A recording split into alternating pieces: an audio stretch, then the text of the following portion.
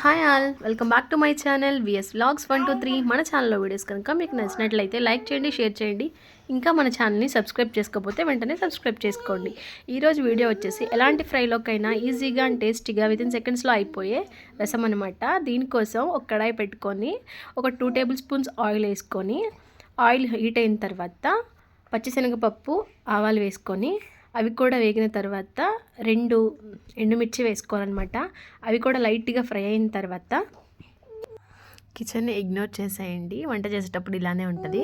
3 పచ్చిమిర్చి తీసుకొని మిడిల్లో కట్ చేసుకొని ఒక మిక్సీ జార్ తీసుకొని ఒక స్పూన్ మిరియాలు వేసుకొని దానిలో ఈ పచ్చిమిర్చి యాడ్ చేసేసుకొని ఒక హాఫ్ స్పూను జీలకర్ర కూడా యాడ్ చేసుకొని మిక్సీ పట్టుకోవాలి.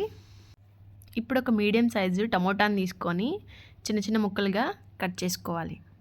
మరీ మెత్తగా కాకుండా వీడియోలో చూపిస్తున్నట్టు మిక్సీ పట్టుకొని మనం కట్ చేసి పెట్టుకున్న టమాటాను వేసుకోవాలి.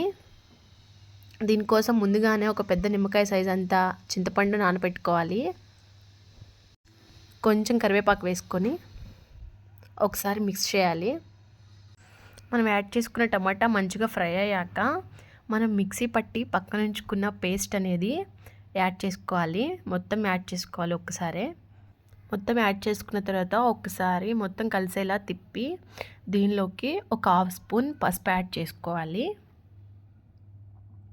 పసుపు యాడ్ చేసుకున్న తర్వాత పసుపు కూడా అంతా కలిసేలా మిక్స్ చేసుకొని ఇప్పుడు మనం ముందుగానే నానబెట్టుకుని ఉంచుకున్న చింతపండు రసం దానిలో వేసి మనకి పులుపు సరిపోయే వరకు నీళ్ళు యాడ్ చేసుకొని టేస్ట్కి సరిపడినంత సాల్ట్ యాడ్ చేసి ఒక 10 మినిట్స్ మరిగించి లాస్ట్లో కొత్తిమీర యాడ్ చేసుకొని సర్వ్ చేసుకోవడమే.